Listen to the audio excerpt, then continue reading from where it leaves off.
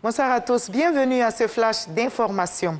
Après un séjour en France, le président Alassane Ouattara regagne Abidjan ce dimanche. Le chef de l'État reviendra de Paris où il a pris part à l'invitation de son homologue français Emmanuel Macron à la 4e édition du Forum de Paris sur la paix.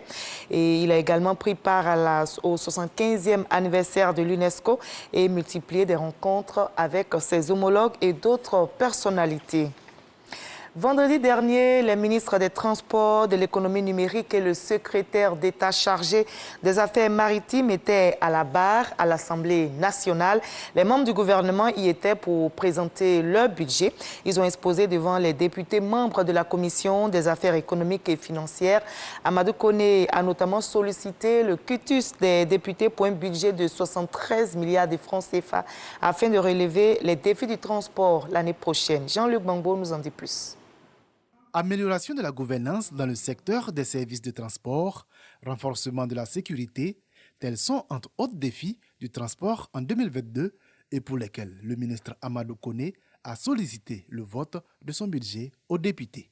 Le projet de budget 2022, donc d'un montant de 72 milliards 782 811 787 francs, s'il est approuvé, permettra d'une part de poursuivre l'œuvre de modernisation du secteur des transports et d'autre part de contribuer de façon efficiente et efficace à la relance de notre économie. Célestin Serredo, le secrétaire d'État chargé des affaires maritimes, a également défendu le budget de son département, estimé à 9,2 milliards de francs CFA. Il a obtenu le quitus des parlementaires.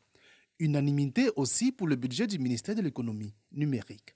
Au niveau de la politique d'orientation du ministère, il faut voir qu'elle est faite à partir de deux objectifs principaux qui sont améliorer la gouvernance du ministère et puis, secondo, accélérer la transformation digitale de l'économie nationale par le développement du secteur. Roger Adom a invité les parlementaires à contribuer à travers leur vote à faire en sorte que la Côte d'Ivoire devienne un hub digital de l'Afrique de l'Ouest.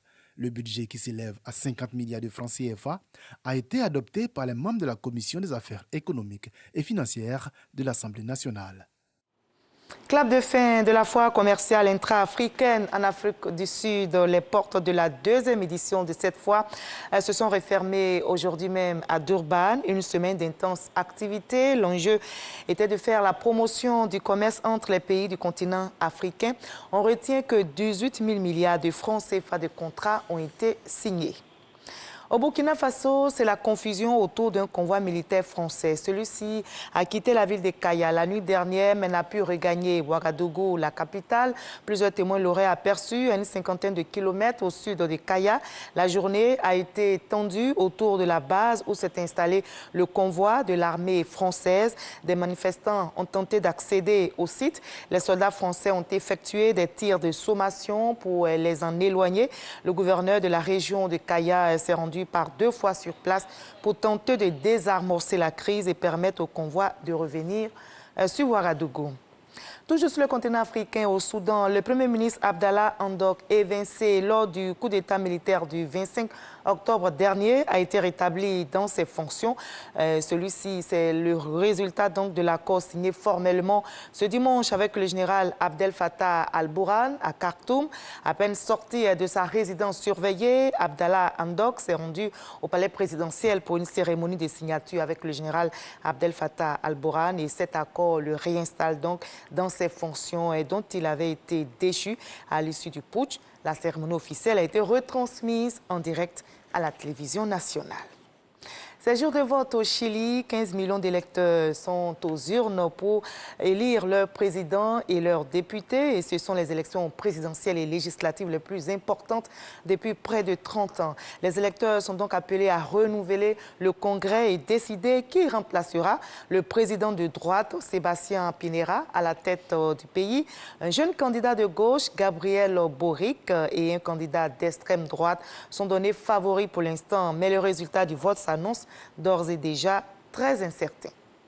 Et nous, on va se retrouver très certainement à 20 h pour la grande édition. À tout à l'heure.